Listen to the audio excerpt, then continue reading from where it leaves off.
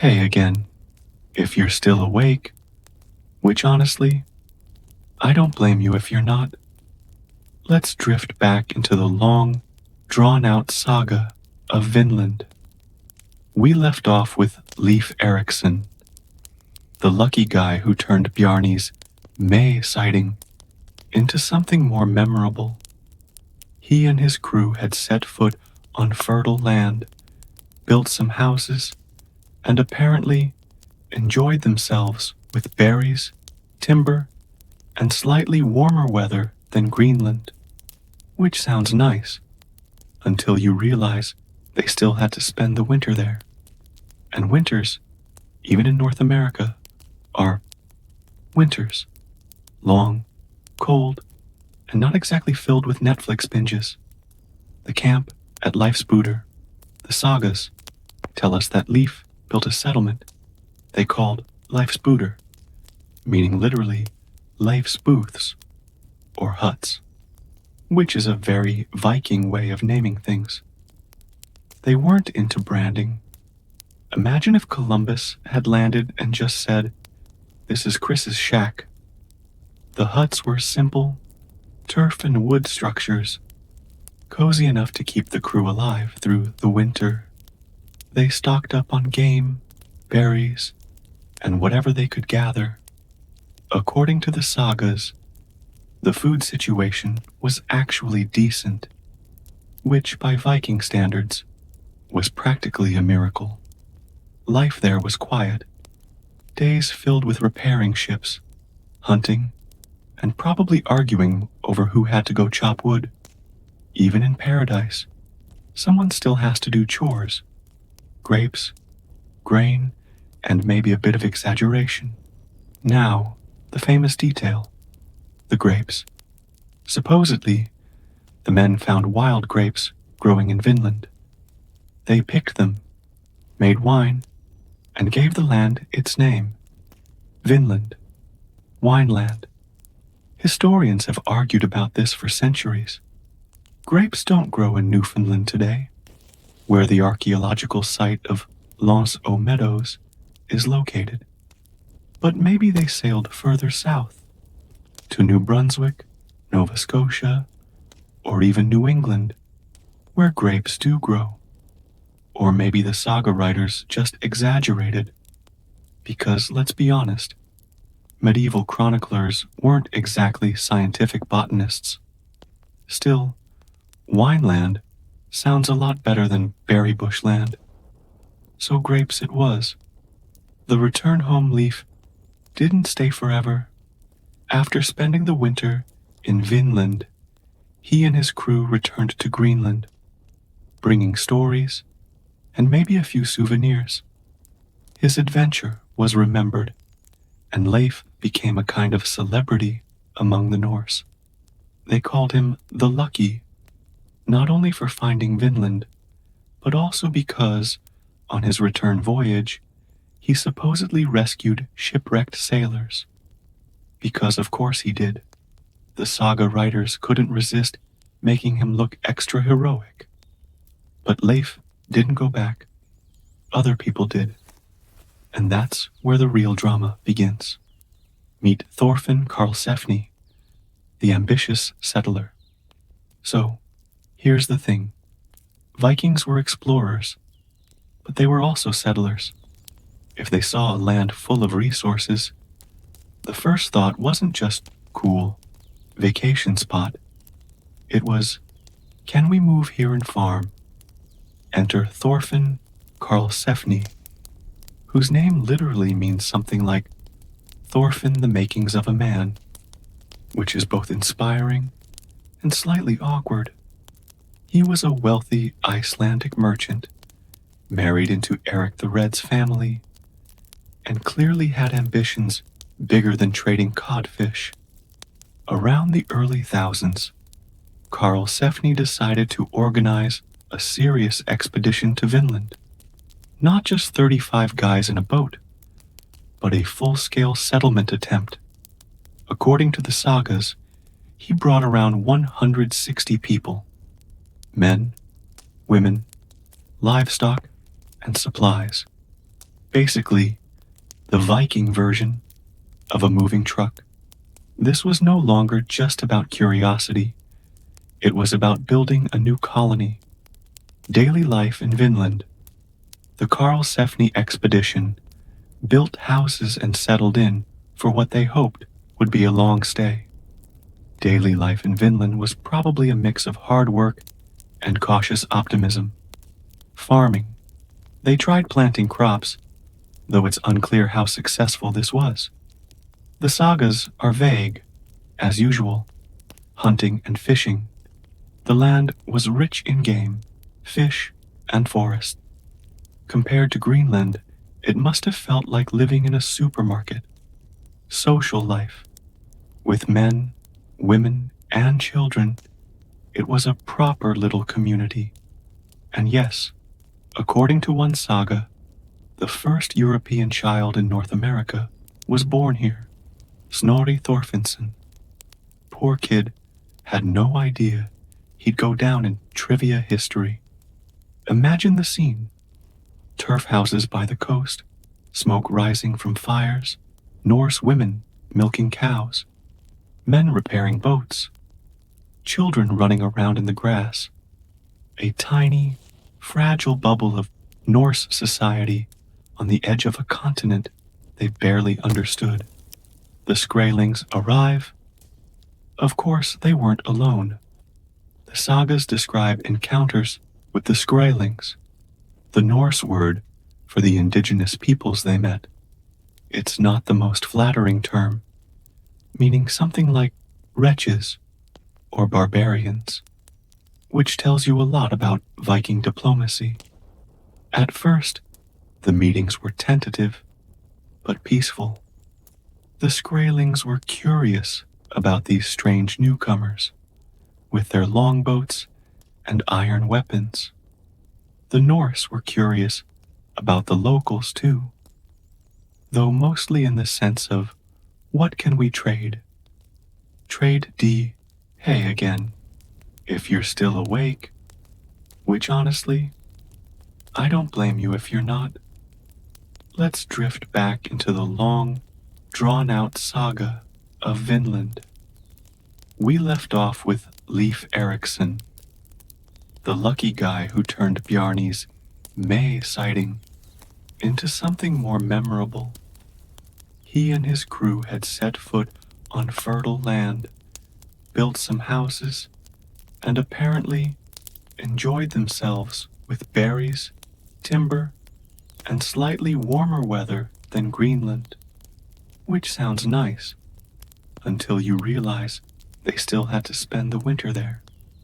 And winters, even in North America, are winters. Long, cold, and not exactly filled with Netflix binges.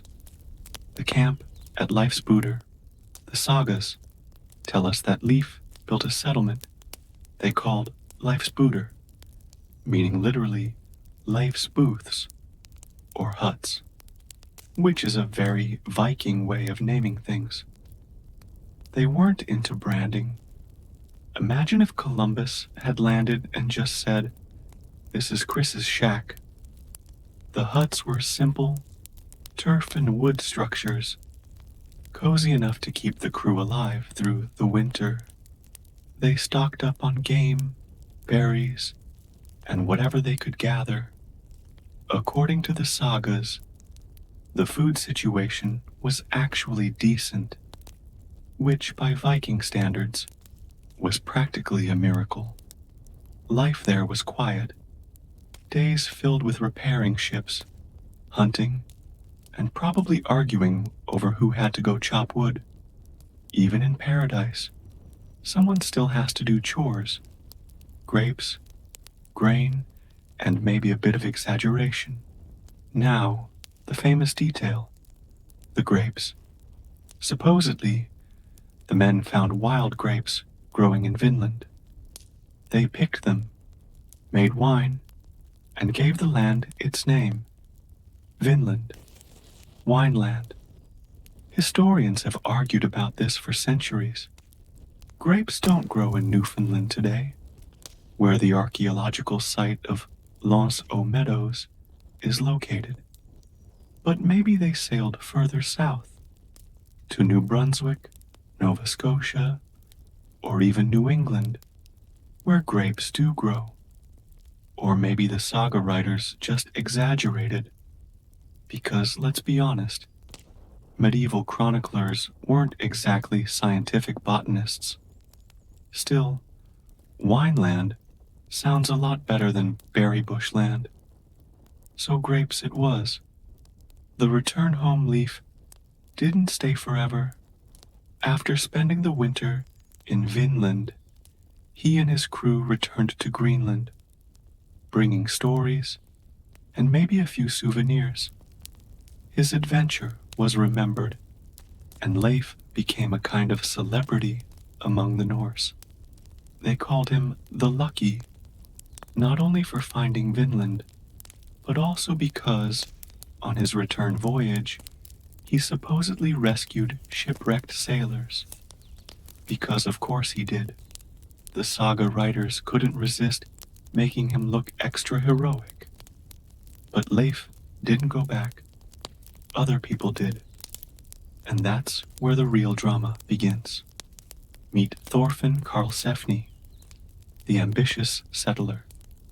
So, here's the thing. Vikings were explorers, but they were also settlers. If they saw a land full of resources, the first thought wasn't just cool, vacation spot.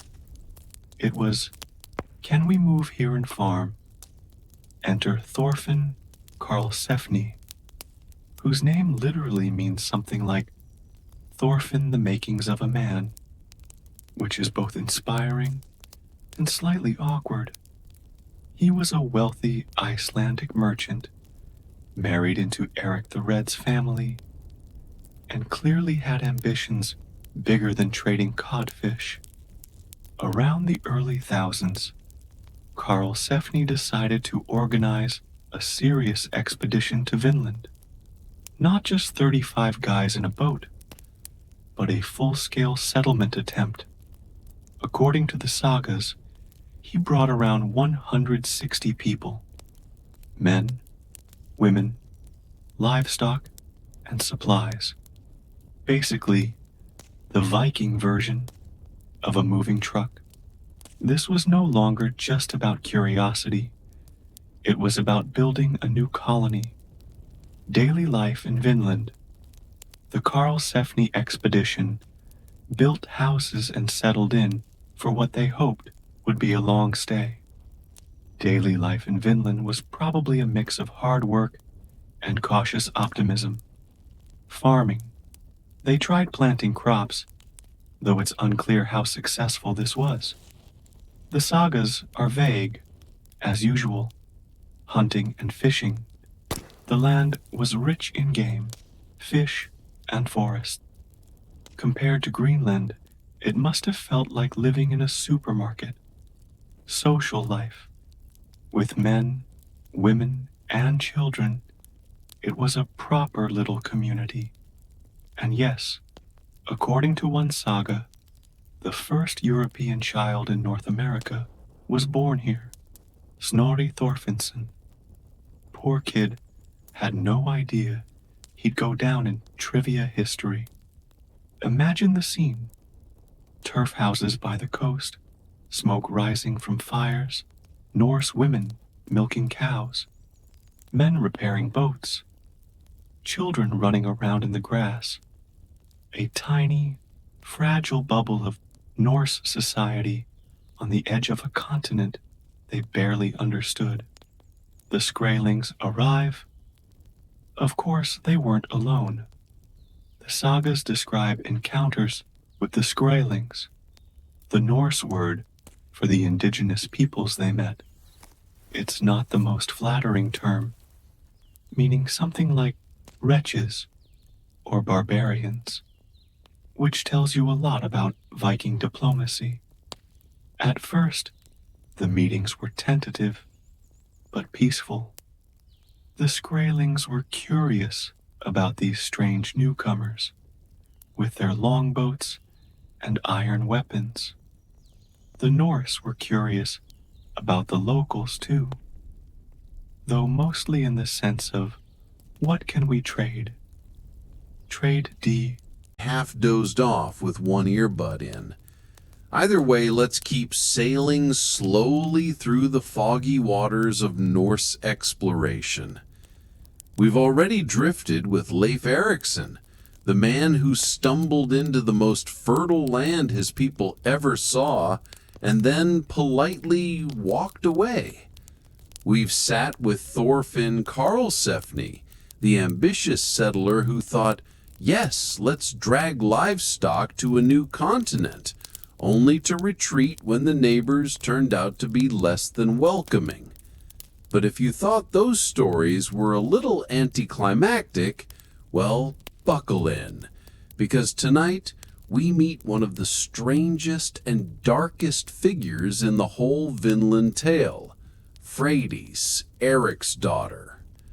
Yes, she was Eric the Red's daughter, which means, genetically speaking, she came from a long line of people who didn't believe in conflict resolution through words. Her father was exiled multiple times for killing people. Her brother Leif was at least respectable, but even he got his lucky nickname from stumbling into good fortune rather than from diplomacy. And Freydis, well, she makes the rest look like gentle monks. The other Vinland expedition. So, sometime after Karlsefni's settlement attempt, Freydis decided she wanted her own Vinland adventure, because apparently the family tradition was, if Greenland is bleak, just go somewhere else and start trouble there. Freydis wasn't going alone. She partnered up with two Icelandic brothers, Helgi and Finnbogi, who had their own ships and followers. The plan was to travel together to Vinland, build houses, and share the land. Simple. But sharing has never been the strong point of ambitious colonists. From the very beginning, things went badly. The petty quarrel. According to the saga of the Greenlanders, Freydis struck a deal. She and the brothers would sail separately, but once in Vinland, they'd build houses side by side. Freydis secretly brought more men than agreed upon, because of course she did. When they arrived, she immediately demanded the bigger house. The brothers, maybe tired from the voyage, gave in. So far, this is just standard Viking pettiness. I want the big house, and I want it now. But things escalated quickly. Freydis goes full homicidal. Over the winter, tensions grew. Freydis accused the brothers of cheating her, insulting her, and generally not respecting her authority. Whether any of this actually happened is anyone's guess. Sagas and not exactly impartial sources. But according to the tale, Freydis decided the solution was simple: murder them all. She convinced her husband, Thorvard, to help her. In the middle of the night, she and her men attacked Helgi and Finnbogi's camp. Every man was killed. When it came to the women, Freydis ordered them executed too. Her own men refused, so she personally picked up an axe and did it herself. Yes, if true, this was one of the bloodiest episodes in the entire Vinland saga, all because Freydis wanted more control. Imagine traveling across the Atlantic to settle new land, and the biggest threat turns out not to be the locals, but your business partner's daughter with anger management issues. The cover-up. After the massacre, Freydis returned to Greenland and swore her crew to secrecy. She told everyone that Helgi and Finnbogi had stayed in Vinland, or that something else had happened. But secrets don't stay buried forever. Eventually, word leaked out. Leif Erikson, her brother, heard the story, and his reaction is almost comically mild. He didn't punish her, but he refused to ever speak to her again, which in Viking society was basically the equivalent of being unfriended on Facebook. Harsh. Freydis somehow lived out her days without retribution, which is probably the most unsettling part of the whole saga. The legendary scream. There's another famous Freydis story, this one in the Saga of Eric the Red. During a battle with the Skraelings, when the Norse were panicking and retreating, Freydis supposedly stood her ground, pregnant at the time, because sagas love adding drama. She grabbed a sword, bared her chest, and screamed at the attackers. The Skraelings, understandably confused, backed off, because what do you do when a pregnant Viking woman is screaming with a weapon? You run. Whether or not this ever happened, it paints a vivid image. Freydis, half-naked, fearless, and terrifying, standing as the ultimate do not mess with me figure of Viking lore. Why didn't Vinland fail? Now, stepping back from the bloody drama, let's ask the quieter question, why didn't the Norse hold on to Vinland?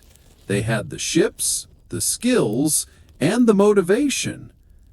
The answer is probably a mix of things. Distance.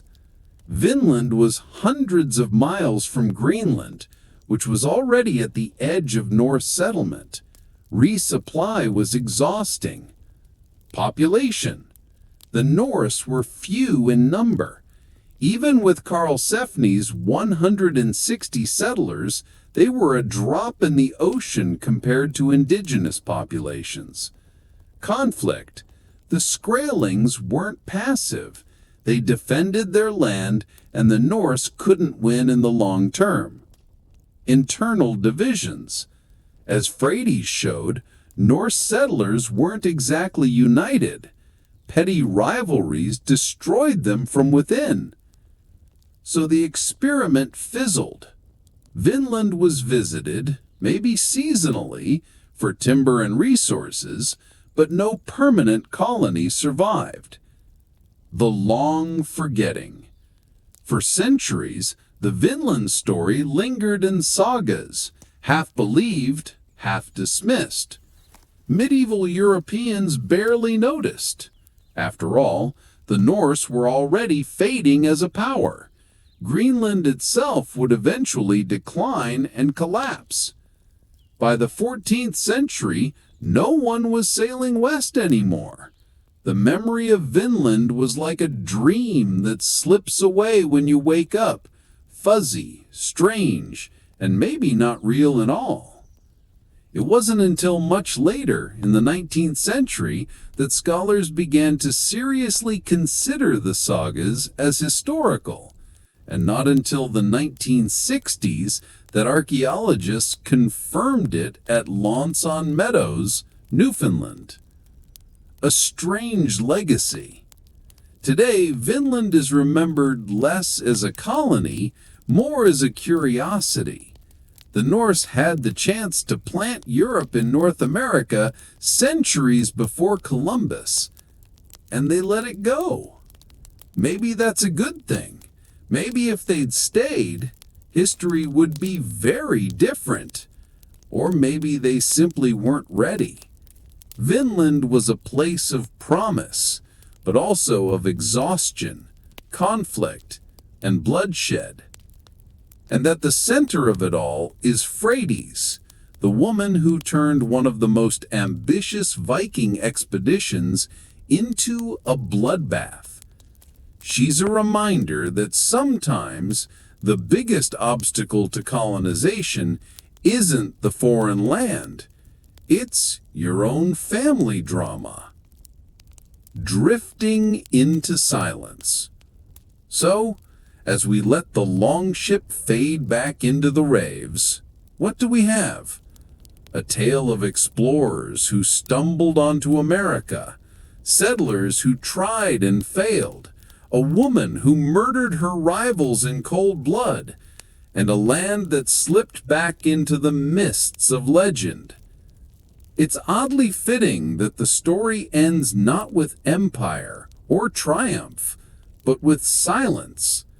Vinland came and went, leaving behind only sagas told by Icelandic firesides, half believed until the soil of Newfoundland gave up its secrets centuries later.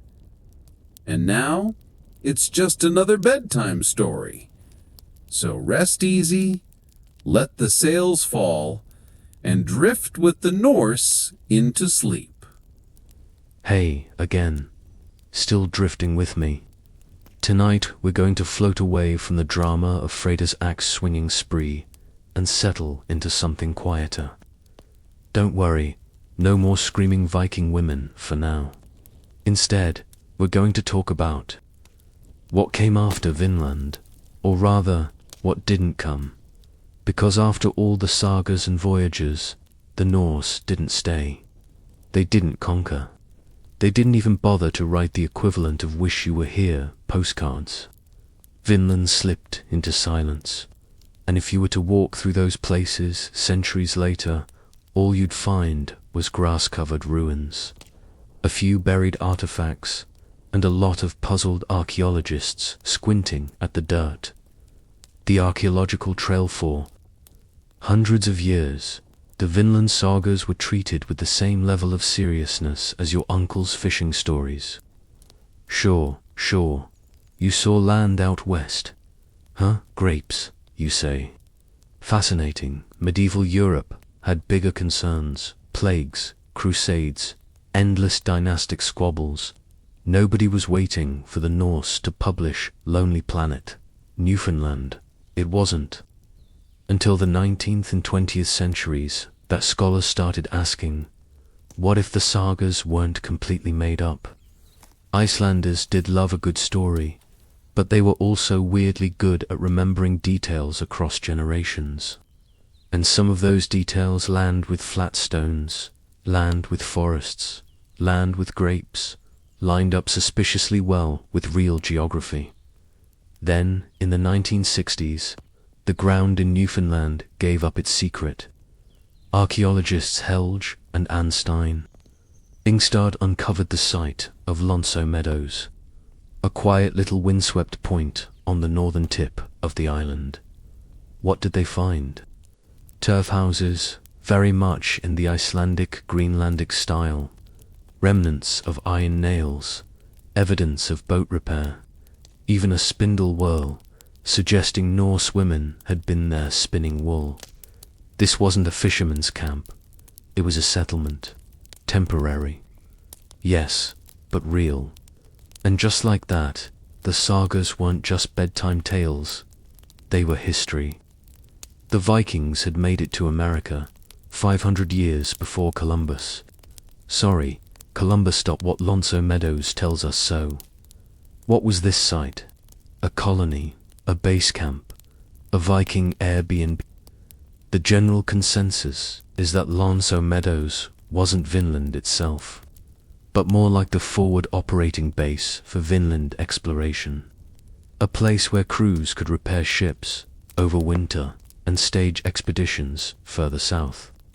Which makes sense, because if you're traveling across the North Atlantic, you need somewhere to crash before chasing grapes.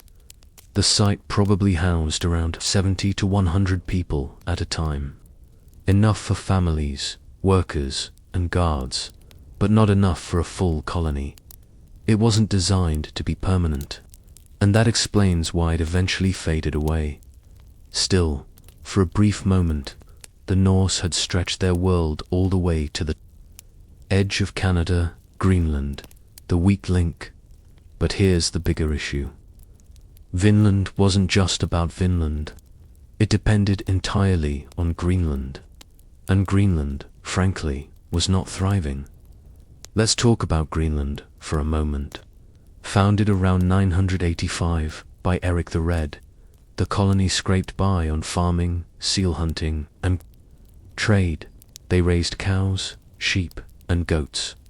Which sounds cozy until you remember this was Greenland, not exactly Tuscany.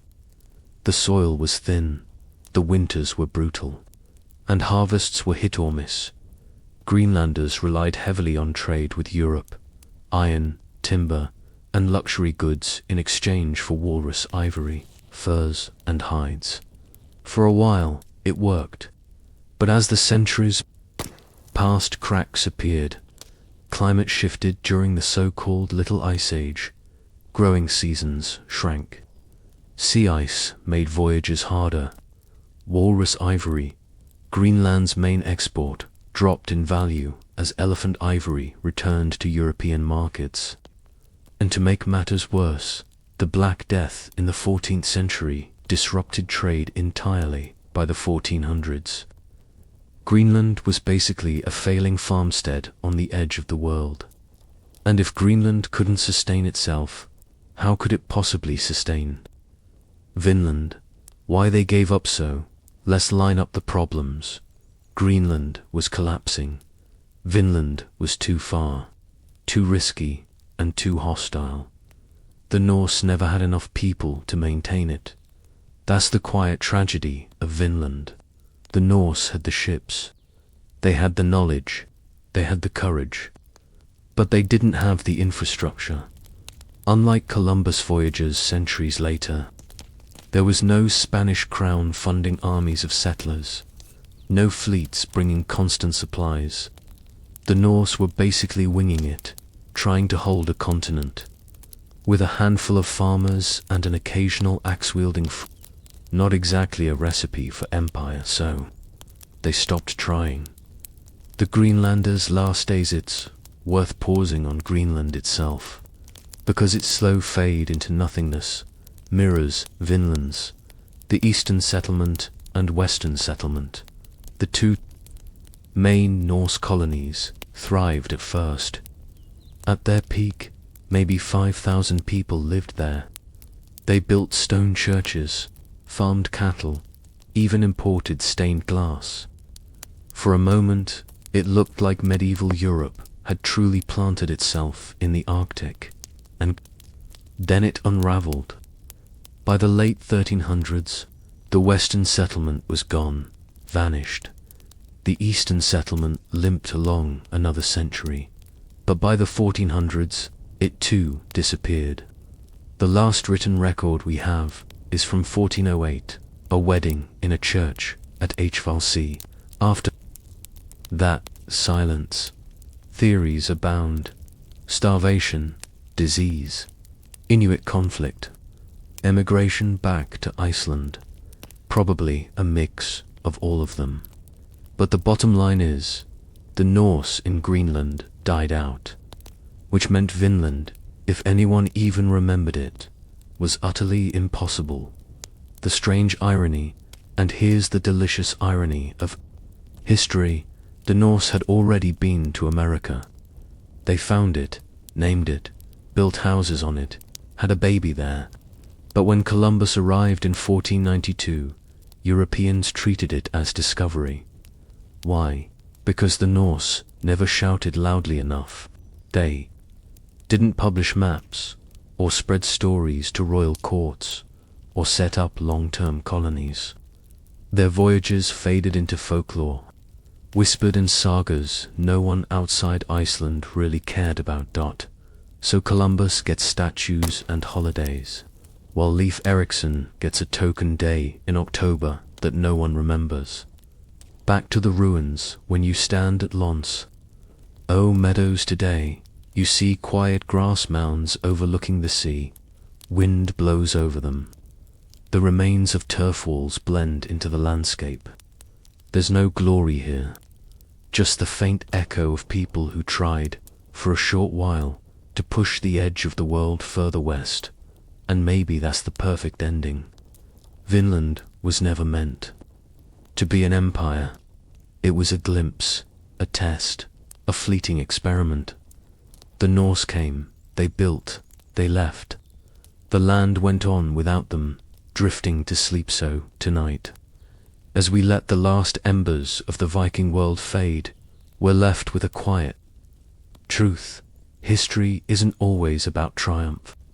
Sometimes it's about near misses, almosts, brief encounters that could have changed everything, but didn't. Vinland was one of those. A half step into a new world, abandoned before it became anything more, and now it's just a story to lull us into sleep. The longships have sailed, the turf houses have crumbled, the Greenlanders are gone. All that remains is the whisper of the sagas, the wind over Newfoundland grass, and the knowledge that once, 1,000 years ago, the edge of Europe touched the edge of America, and then quietly let go. So close your eyes, let the waves roll, and drift with them into silence. Hey again. Welcome back to the soft glow of lamplight and the long, slow unraveling of history. We've followed the Norse out into the gray waters of the Atlantic, watched them stumble onto new shores, and then quietly walk away. Tonight, we drift into what happened after the voyages, not the adventures themselves, but the memory of them, the fading, the forgetting, and the eventual rediscovery, centuries later, when people with shovels and a lot of patience finally confirmed the whispers of the sagas. So let's settle in, slow our breathing, and watch how a continent that was found, lost, and found again quietly slipped through history. The sagas as memory. For the Icelanders who told them, the Vinland sagas were never just fairy tales. They were oral histories, shaped into stories by generations of reciters who enjoyed a bit of drama and irony. Iceland in the medieval period had no shortage of saga writing after all.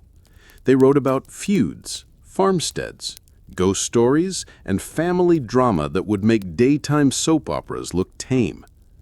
But Vinland was different. It was far away, exotic, both real and dreamlike. And so the sagas placed it somewhere between geography and myth.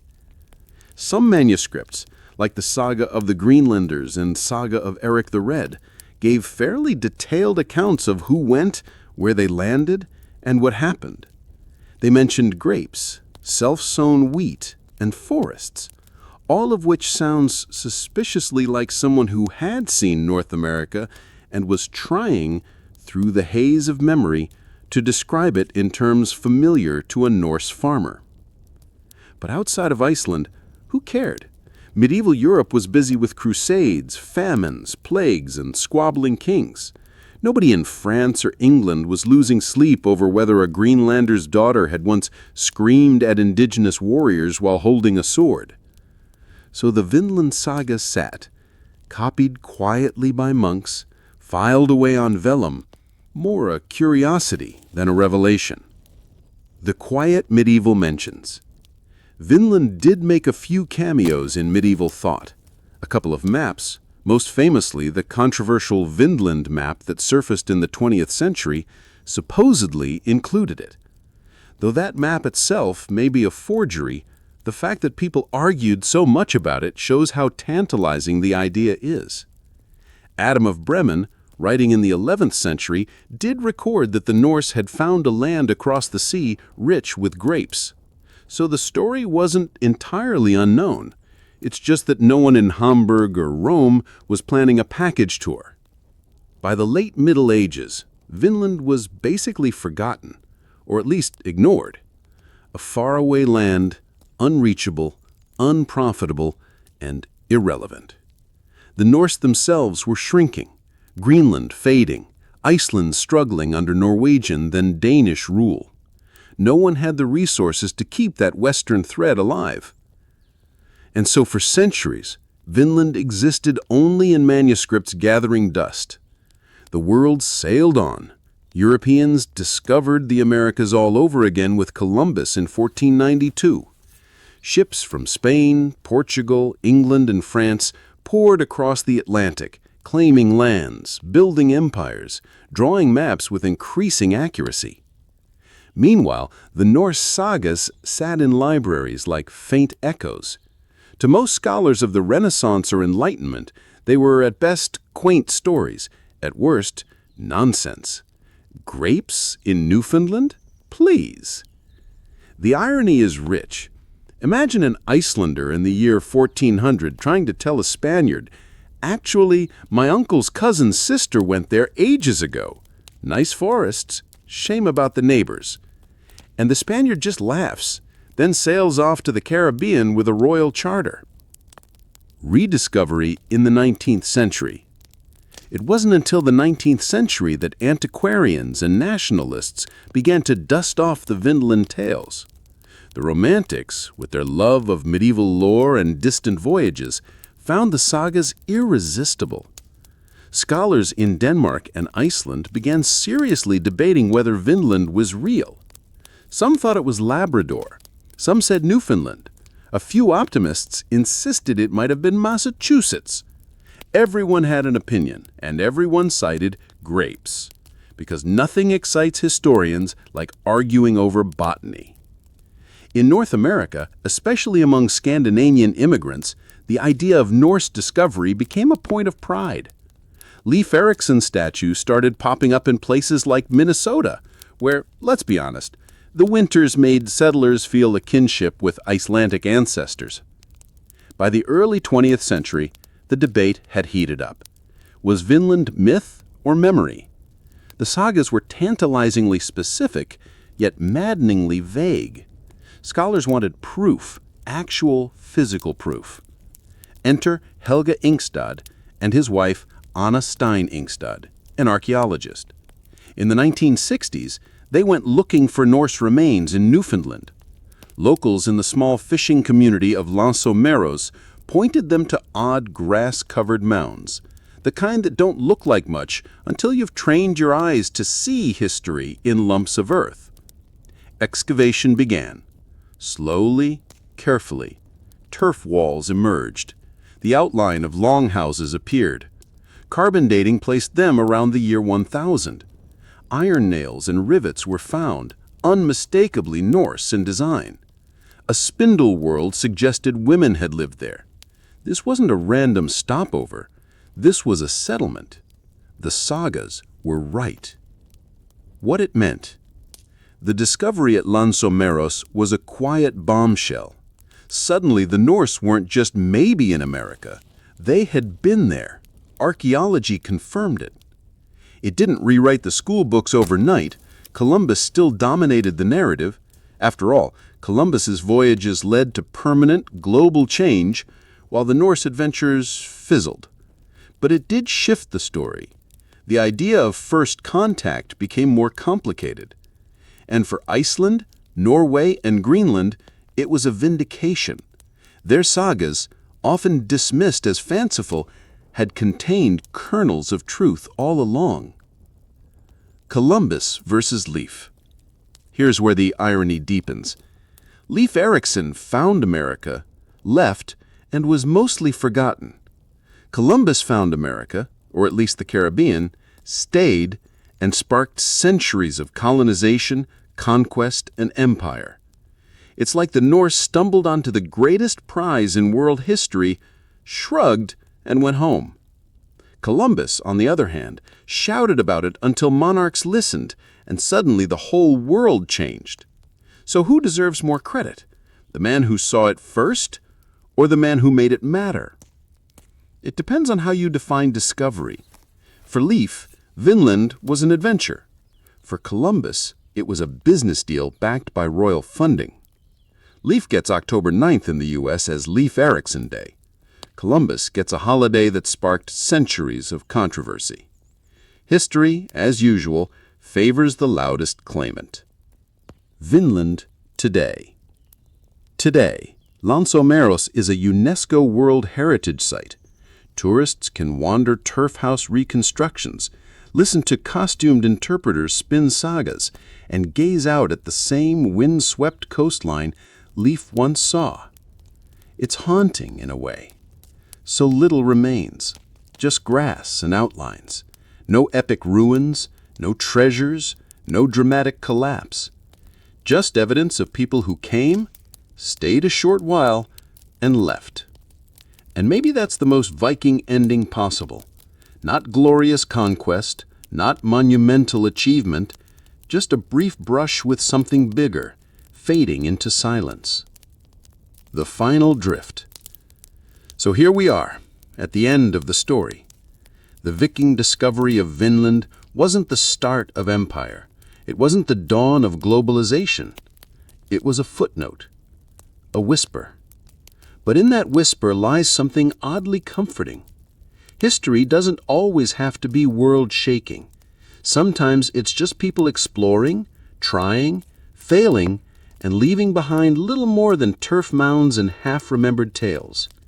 And when you lie back tonight, eyes heavy, waves rolling in your mind, you can imagine those long ships slipping into fog, men and women staring at distant forests, grapes hanging from vines, fires in turf houses glowing against the cold, and then silence. Vinland came, Vinland went, and the world forgot until curious hands lifted the earth and found it again. So let's drift with them into the long quiet. The saga ends, the sea closes, and the grass grows back over everything. Good night. Still drifting with me? Good.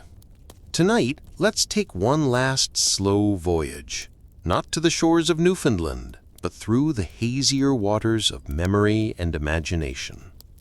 Vinland, after all, was more than a place. It became a story, a rumor, a myth, and eventually, a rediscovery. So in this final chapter, we'll walk softly through the daily lives of the people who might have stayed there, the long centuries of forgetting, and the strange ways Vinland resurfaced, in maps, in controversy, and in immigrant pride. And finally, we'll close with the gentle irony that history's loudest events aren't always the most interesting. A day in Vinland. Let's start simple. Imagine, for a moment, daily life in Vinland. Not sagas, not drama, just the slow grind of trying to exist on the edge of the known world. You wake up in a turf house. It smells faintly of smoke and wool. The fire has burned low overnight, so it's cold. Someone stirs it back to life, while others wrap in cloaks and complain about the damp. Breakfast is porridge, because of course it's porridge. Maybe some dried fish, if you're lucky. Then everyone sets about the day's work. The men go to repair ships, check fish traps, or cut wood. Glorious, beautiful wood that Greenland never had enough of. The women spin wool, weave cloth, milk goats, or try to keep the children from sticking their fingers into the fire. It's not glamorous. It's not epic. It's a lot of hauling, patching, cooking, and hoping nobody gets sick. Evenings are quieter. Maybe someone tells a story. Maybe they recite a saga, though you probably wouldn't pick the one about Freydis axe-murdering everyone, because that might make things awkward. The children fall asleep to the sound of wind and waves, and the grown-ups sit staring into the fire, wondering if this whole new land thing was worth it. And that's the heart of Vinland. Not conquest, not glory, just ordinary life in extraordinary geography. Grapes, wheat, and wishful thinking. One of the details the sagas loved was grapes. Vinland was full of them, supposedly. Self-sown wheat, too. Which sounds lovely, except Newfoundland isn't exactly Napa Valley. So what happened? Probably a mixture of mistranslation, exaggeration, and a bit of homesick wishful thinking. What the Norse actually saw might have been wild berries, maybe cranberries or gooseberries, described later as grapes. And self-sown wheat could have been wild grasses, edible, but not exactly a vineyard feast. But the point wasn't accuracy. The point was wonder. Vinland was different, richer, better. A place where things grew on their own. A contrast to Greenland's stingy soil. It's a reminder that exploration often involves a little self-deception. You see what you want to see. You tell the story you want to tell. And by the time it's written down, it's grapes forever.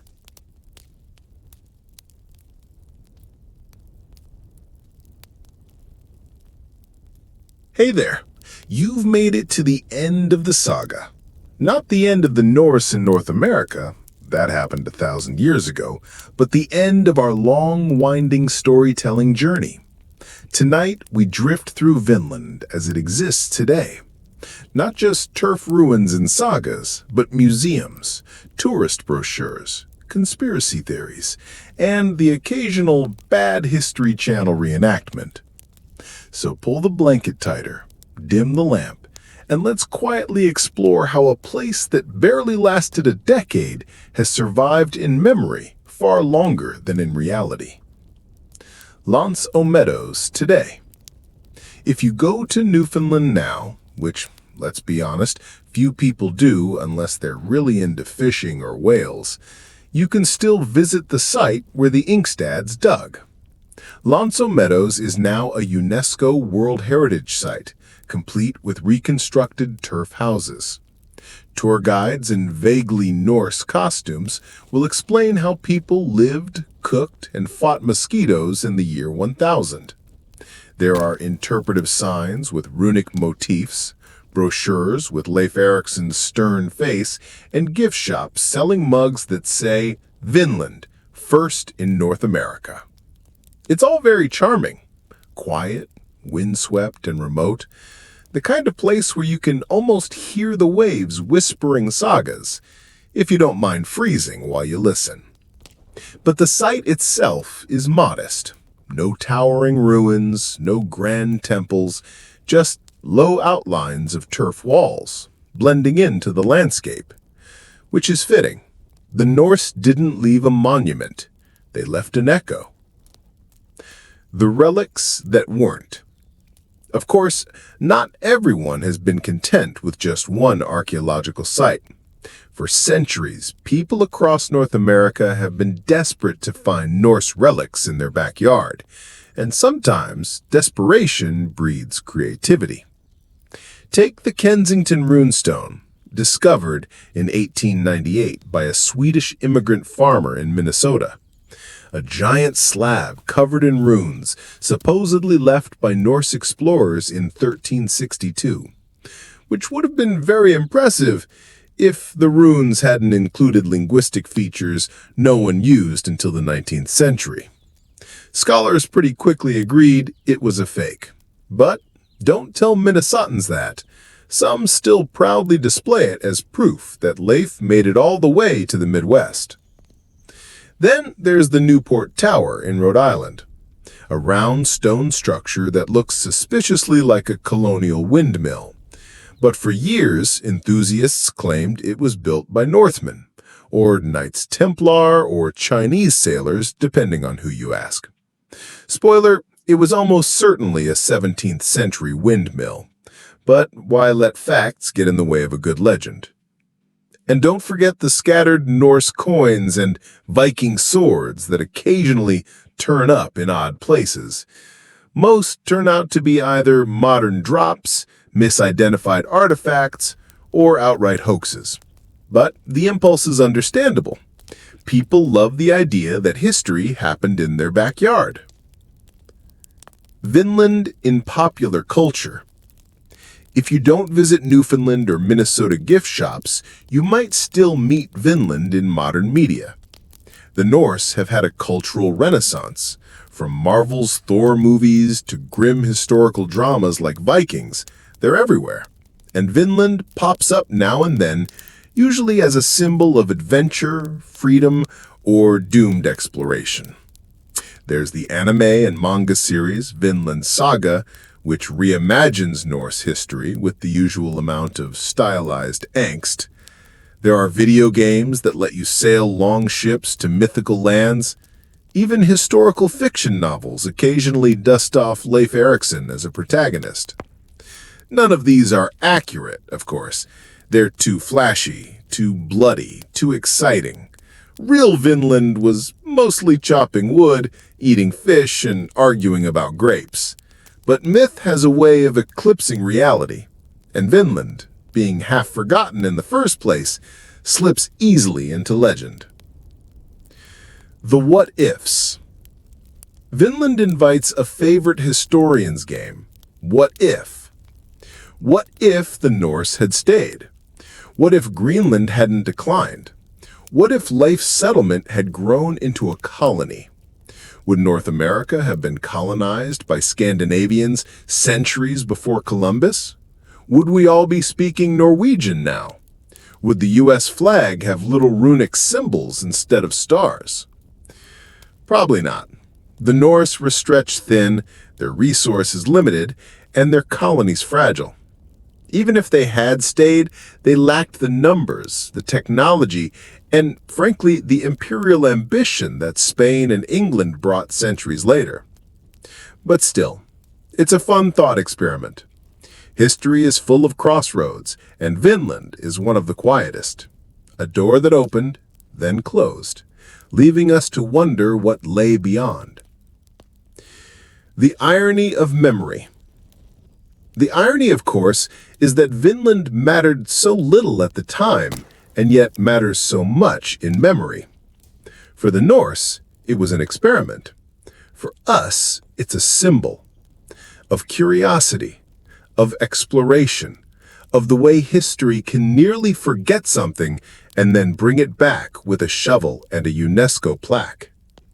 And maybe that's why people cling to Vinland relics, even fake ones, or build statues of Leif in towns he never saw, or argue about whether grapes really grew in Newfoundland.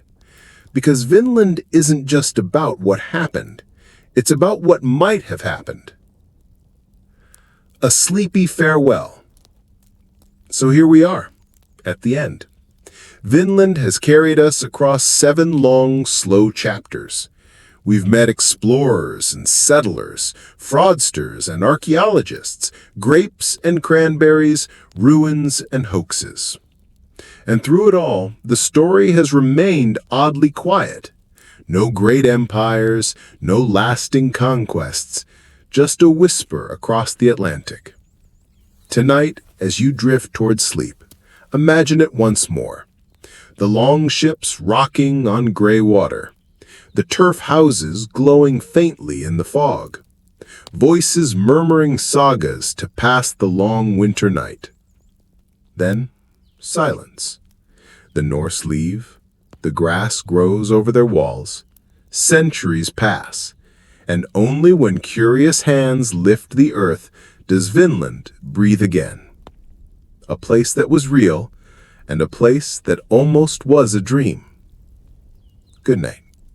Whose Vinland is it, anyway? Of course, once something historical becomes famous, everyone wants a piece of it, and Vinland is no exception. Despite being a short-lived settlement that probably consisted of little more than a few turf huts, it has turned into a small international custody battle. Let's start with Norway. Norwegians have long claimed Leif Erikson as their own, which, in a sense, is fair. His father, Eric the Red, was Norwegian, exiled for a murder spree that really should have ended his career, but instead launched a dynasty of explorers. Norway likes to remind people that their rugged fjords produced the toughness, the shipbuilding skills, and the adventurous spirit that carried Leif across the sea.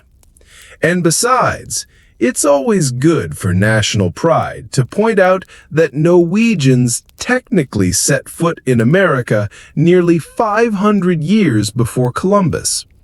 It makes up a little for the centuries when Norway was overshadowed by Denmark and Sweden. Then there's Iceland. Iceland takes a different angle. They argue that Leif Erikson was actually born in Iceland before Erik dragged the family to Greenland, which means, by Iceland's reckoning, Leif is Icelandic. Full stop. Icelanders will cheerfully remind you that without their saga writers, those monks and chieftains scribbling away in smoky halls centuries later, we wouldn't know about Vinland at all. So if Vinland is a story, then Iceland owns the rights to the screenplay. And what about Greenland? Poor Greenland, always the forgotten sibling in this family drama. Technically, Leif set out from there, and Karlsefni's settlement also began in Greenland. But Greenland doesn't usually get to wave the Vinland flag. Mostly because when you're still struggling with 21st century issues like melting ice sheets and political autonomy, claiming a half-forgotten 11th century campsite feels like a low priority. Now on to Canada. Canada has one of the stronger modern claims, mostly because the archaeological site is literally sitting in Newfoundland. UNESCO made it official. Parks Canada maintains it. Tourists wander through it, politely, because this is Canada, after all. For Canada, Vinland is a point of pride. Not only were they the first bit of North America reached by Europeans, but it happened in a distinctly Canadian setting, cold, rocky, and full of mosquitoes. It fits perfectly into the national narrative of survival and quiet endurance. And then, of course, the United States. Americans couldn't just let Vinland sit quietly up north. No. They had to claim a piece too, which is why you'll find statues of Leif Erikson in places like Boston, Seattle, and Minnesota. Especially Minnesota, where Scandinavian Americans decided Leif was basically their founding father.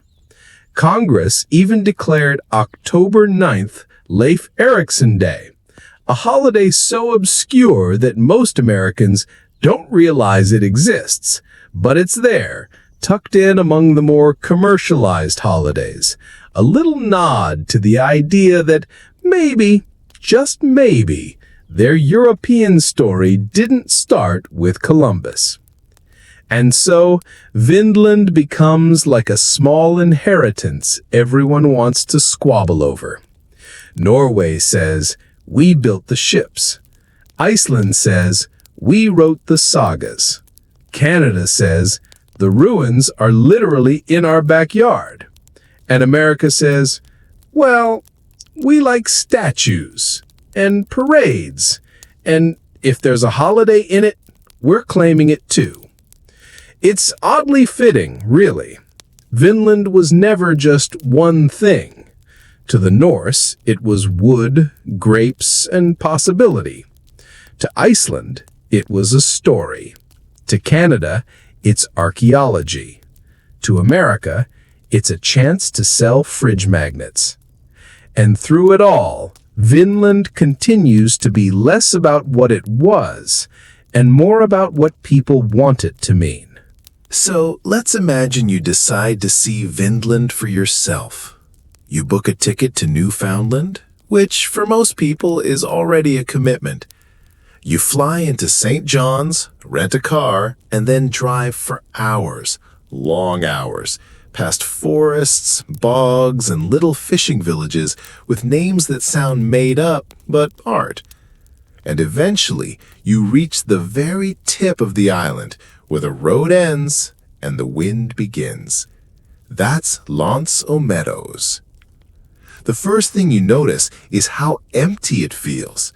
There are no cities here, no bustling tourist traps, just a windswept coast, grass bent sideways in the breeze, and the occasional moose pretending not to notice you. The air smells like salt and peat. It's not dramatic, it's quiet. You walk toward the visitor center.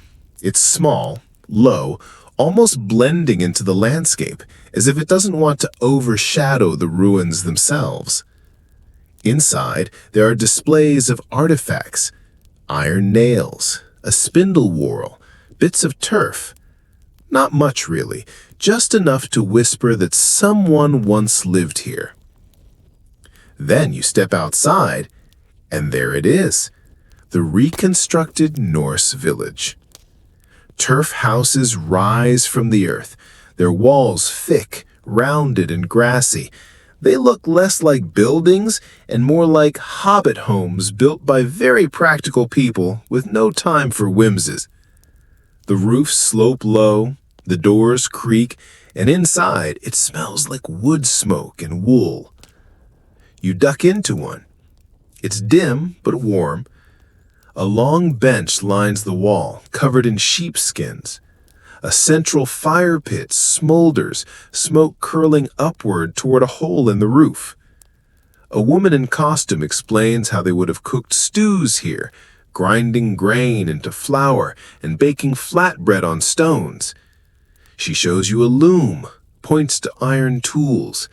She tells you, very patiently, that no, they did not actually eat turkey legs like in Renaissance fairs. Mostly it was fish. Lots of fish. You step back outside. The wind hits again, sharp and clean. A costumed man, in a tunic with an axe on his belt, demonstrates how to split logs. He looks cheerful enough, but you can tell he's thinking about the mosquitoes, because they are everywhere. You walk around the site slowly, past the reconstructed huts, out toward the grassy mounds where the real ruins lie. Low humps in the earth, marked with small signs. These are the actual remains, the outlines of walls left behind 1,000 years ago. Nothing dramatic, no standing stones, no Viking halls, just bumps in the ground, whispering, yes, we were here. And honestly, that's the beauty of it. You stand there staring at the grass, the wind pulling at your jacket, and you think, this is where the Norse stood. This is where they cut wood, repaired ships, argued about grapes. It's not much, but it's real. Eventually, you drift back to the visitor center. There's a gift shop, of course. You can buy mugs with Viking ships, books about the sagas, or little plush moose that say Vinland. You might even find a fridge magnet of Leif Erikson looking oddly like a 1970s rock star. Then you get back in your car, drive for hours again, and maybe stop for fish and chips in a coastal town. And that's it. That's Vinland as a tourist. Not flashy, not overwhelming, just quiet, windswept, understated. Which in a way is perfect. Because Vinland was never meant to be dramatic. It was always modest. A short stay, a handful of houses, a story that survived mostly by accident.